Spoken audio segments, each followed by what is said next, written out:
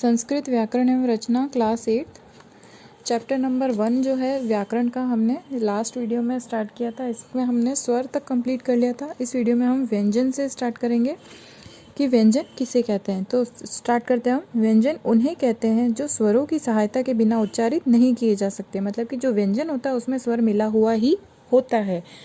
व्यंजन का उच्चारण काल अर्धमात्रा काल है। जिस व्यंजन में स्वर का योग नहीं होता है उन्हें हलंत चिन्ह लगाते हैं।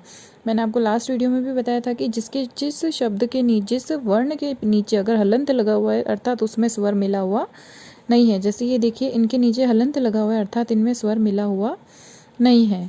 संस्कृत भाषा में इनकी संख्या 33 है अर्थात 33। व्यंजनों की संख्या कितनी है? 33। ये है व्यंजन। यहाँ पे सारे आपके लिखे हुए हैं कौन कौन से होते हैं। अब देखिए, हम बताते हैं ये ऊपर लिखे सभी व्यंजन स्वर रहित है। मतलब इनमें स्वर मिले हुए नहीं है क्योंकि सब में क्या लगा हुआ है? हलंत लगा हुआ है। इनके स्वर रहित रूप को समझने की दृष्टि में इनमें हल का चिन्ह लगाया गया है।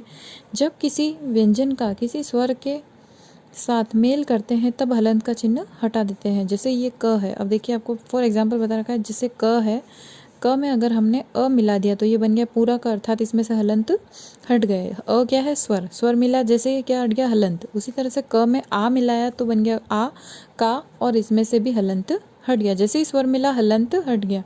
क में ई मिलाई तो की, क में बड़ी ई मिलाई तो की, उ। इस तरह से सारे आपको एग्जाम्पल देके बताए गए हैं। ठीक है।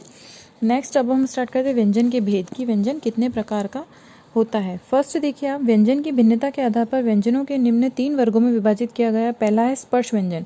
स्पर्श का अर्थ होता है छूना, है ना।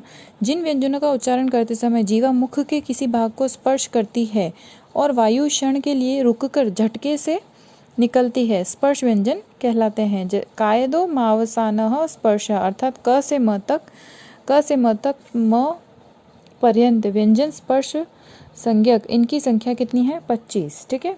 स्पर्श व्यंजन समझ में आ गया, जिसको उच्चारण करते समय हमारे जो जीवा है, मतलब जीभ है, वो मुख के किसी न किसी भाग को स्पर्श करती है। स्टार्ट करते हो। फर्स्ट देखिए, क वर्ग में आते हैं क ख ग घ अंग। फिर आता है सेकंड च वर्ग। च वर्ग में आते हैं ट ठ ड ढ इ, च छ ज झ इ। फिर आता है ट वर्ग। ट वर्ग में आते हैं ट ठ ड ढ ण। फिर त वर्ग आता है, त में आते हैं त थ द ध न। फिर आता है प वर्ग, प फ ब भ म। तो ये टोटल हो गए 5। एक वर्ग में 5 वर्ण होते तो 5 × 5 25। तो ये हो गए आपके स्पर्श व्यंजन। कितने हो गए? 25। फिर आते हैं अंतःस्थ व्यंजन। जिन व्यंजनों का उच्चारण वायु को कुछ रोक कर अल्प शक्ति के साथ किया जाता है वे अंतःस्थ व्यंजन कहलाते हैं। अर्थात यण अर्थात य र ल और व, ये 4 जो है अंतःस्थ व्यंजन होते हैं। इनकी संख्या कितनी है? 4। ये 25 और 4 26 27 28 29 29 हो गई है। फिर आते हैं ऊष्म व्यंजन। जिन व्यंजनों का उच्चारण वायु को धीरे धीरे रोक कर रगड़ के साथ निकाल कर किया जाता है वे ऊष्म व्यंजन कहलाते हैं। शाल ऊष्माण अर्थात शल, श श स और ह, ये ऊष्म संज्ञक व्यंजन है। इनकी संख्या भी 4 है। 29 30 31 32 33 और 34 35। ये हो गया 25। 3 और 3 हो गए आपके टोटल 33। फिर आते हैं अयोगवाह। उपर्युक्त वर्णों के अतिरिक्त संस्कृत भाषा में कुछ अन्य वर्णों का भी प्रयोग किया जाता है जिन्हें अयोगवाह कहा जाता है। इनमें अनुस्वार, अनुनासिक, विसर्ग, जीवामूल्य और उपध्मानी वर्ण आते हैं। इन्हें व्यंजन में इंक्लूड नहीं किया गया, अयोगवाह में आते हैं, है ना। फर्स्ट देखिए आप, अनुस्वार। जो हम किसी भी स्वर के ऊपर जो बिंदु लगाते हैं उसे अनुस्वार कहा जाता है। स्वर के बाद न या म के स्थान पर अनुस्वार का प्रयोग किया जाता है। जैसे इयम है, इयम की जगह हम ये हलंत मन लगाकर क्या लगा सकते हैं? अनुस्वार भी लगा सकते हैं।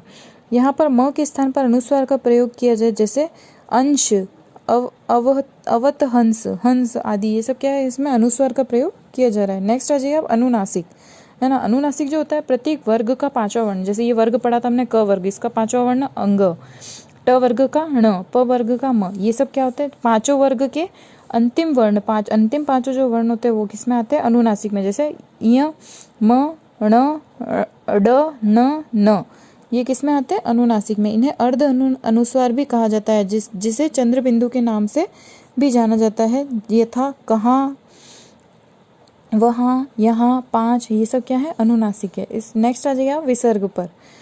विसर्ग स्वरों के आगे आने वाले बिंदुओं को विसर्ग कहा जाता है। विसर्ग का उच्चारण आधे ह की तरह किया जाता है। इसके प्रयोग किसी भी स्वर के बाद किया जाता है र स के स्थान पर, जैसे रामः, भानुः, हरिः, इस तरीके से, ठीक है।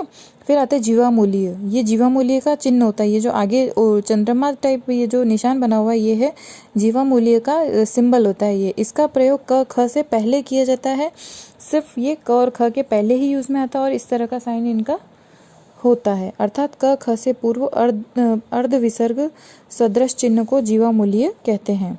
उपध्मानी में आते हैं प फ, इसमें भी इसी तरह का चिन्ह लगता है, ये चिन्ह होता है आपका उपध्मानीय का। शब्द तो बस ये है, निशान सेम है, इन दोनों का सिंबल सेम है, लेकिन क्या है वर्ण चेंज हो रहे हैं। इसमें है क ख, इसमें है प फ। इसका प्रयोग प फ से पूर्व विसर्ग के समान किया जाता है। तो क से प वर्ग तक पांचों वर्गों के प्रथम, द्वितीय तथा ऊष्म वर्णों के पर रूप व्यंजन वर्णों को कोमल व्यंजन कहा जाता है। व्यंजनों के भी दो प्रकार है, अल्प प्राण और महाप्राण। पांचों वर्गों के पहले और तीसरे वर्ण क ख ग च और झ ये होते हैं अल्प प्राण, और दूसरे और चौथे जो होते हैं उन्हें महाप्राण कहा जाता है। वर्गों के पंचम वर्ण जो मैंने बताए थे उन्हें अनुनासिक व्यंजन कहा जाता है। ध्वनि के विचार से वर्णों के कंठ आदि स्थान है। अब उच्चारण स्थान आ जाएंगे कि कौन से वर्ग को हम बोलते, किसी भी वर्ण को हम बोलते हैं तो उसे बोलते समय हमारे मुख के कौन से भाग का प्रयोग होता है, वो हम उच्चारण स्थानों में पढ़ेंगे। ये हम नेक्स्ट वीडियो में पढ़ेंगे। तो आपका स्वर और व्यंजन और अयोगवाह यहाँ पर कंप्लीट होता है।